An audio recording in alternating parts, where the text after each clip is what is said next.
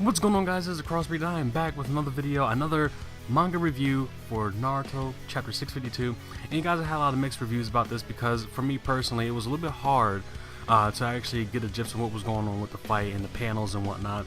But as far as you can tell, as far as everyone can tell, in the past manga 651, there was a tug of war, kind of similar to what Naruto the Nine Tails did a long time ago in the show. But with this time around, it was actually with the other shinobi that were part of the alliance, and it was the idea was directed towards the Biju and whatnot. And then afterwards, we kind of see this little thing, like throughout the chapter, we kind of see this this thing where Obito is like visualizing basically a what if. You know, it's what could have happened if he didn't. On that day, you know, the thing that happened between him, Kakashi, and Ren, and the rock crushing his face. You know, what if when that happened he did not meet Madara? You know, would he have died, or would he actually survived and actually went on to become a Hokage? And that's what these visions were basically implementing. They were saying that if you would have survived, then the outcome would have been different if you didn't meet Madara. And what's crazy about that is now in a new chapter, because we know this, Naruto has the ability to actually cope with this idea and kind of follow along with it, trying to figure out, you know, who Obito is, which was kind of interesting to me because at the end of the chapter, Naruto basically goes, "I'm going to remove that mask to see the real Obito Uchiha." And me personally, I was sitting there, I was like, well, he really doesn't have the mask on anymore, so what is he referring to? So for some reason, I feel as though like maybe in the next chapter we have a little special thing going on where Naruto and Obito have this heart-to-heart conversation, a little bit similar to what Naruto and Nagato did when Nagato or quote-unquote Pain destroyed the Leaf Village and they had a big fallout, you know, towards the end of that. But you know, like I said, like the biggest problem with me was actually understanding the fight and seeing what was going on. You really understand the fight only because of the dialogue that goes on between the characters. You know some parts of the fights that go on between the dialogue of the characters, but it was more so the panels that were messed up for me. It was the fact that it was the art, the drawing. It was something that was not sticking with me. It seemed like there was so much going on with the fight itself that you could barely tell what was happening. Again, that's just me, and I apologize for saying that, but if you are a person that's avid of reading manga and you can't understand artwork, that's great. I just need to teach myself on that. But you know, I have a lot of problems with the Naruto manga, and I have been for a while now, because I feel as though that a lot of things were happening spontaneous as the story went on, as the chapters continued to get released. And my biggest concern was Obito. You know, first things first, everybody isn't entirely happy that this masked man in particular is Obito. No one was truly happy about it, but we already knew. There are certain things in the story that we already knew, but we just didn't want them to actually happen. And that was one of them. Everybody didn't want Obito to actually be this Toby individual, even though it was probably the easiest thing to figure out early on. But my biggest concern is that with the story and with the plot and how Obito kind of ties into all of this, Obito doesn't really have a dramatic plot to him.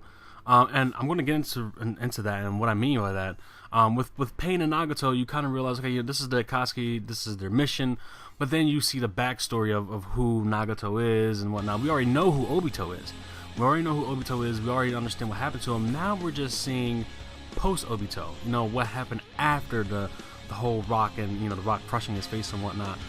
But I feel as though with Nagato there was a lot more of a dramatic factor to it, because when he was Pain, or when he was controlling Pain, or, you know, controlling the bodies of Pain, he succeeded in doing something that not any other ninja has been successful at doing, even Orochimaru, and that's destroy the Leaf Village. Not everyone has the ability to do that, and Nagato succeeded in doing that.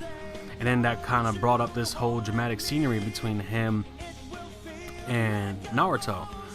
We understand that because even in some of the games now, I mean, that particular scenery is the battlefield that you fight on.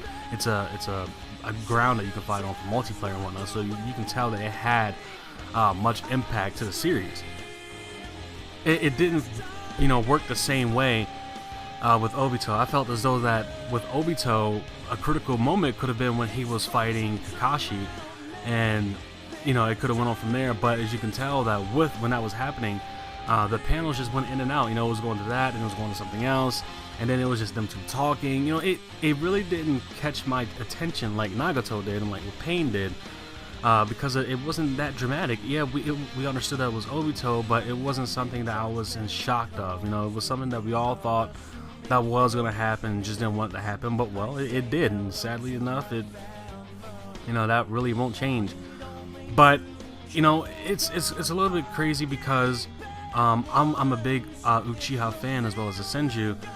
Now we kind of get into what's going to happen after this, because I feel as though that Obito is feeling a little bit of regret, and that's what these visions are basically implementing. You know, there's a lot of regret into what he's doing, and because of that, I was reading some comments on another manga review that someone already uploaded for Neverworld, and in the comments someone has said because of that regret, they feel as though that throughout the plot to the end of the series, that Obito is going to do something he's going to do something where it's going to be implemented into a dire situation that Naruto or someone of the Shinobi Alliance is going to be in, and he may kind of win his respect back from the other ninjas that are there, even though they, you know, practically want to kill him at this point, or happy that he may be incapacitated. But you know, maybe he might change. Maybe we'll see something at the end, and he might do something that will be very shocking to all of us. Madara might get pissed off, and you know, might go all ape shit on everybody. But then that's another thing. Will Madara actually get jumped by all the other ninja, including the old Kage and the new Kage that are already there, or are we going to see a classic Madara versus Hashirama fight? That's what I'm rooting for, guys. I don't know what you're going to root for, but I definitely love to see Madara versus Hashirama, full scale fight. But anyway, guys, this is the Crossbreed. Glad you guys were capable of seeing this video, and well, you know, stick around and see what you know, what else I might upload. But anyway, guys, like I said, Crossbreed, I'm out. Deuces.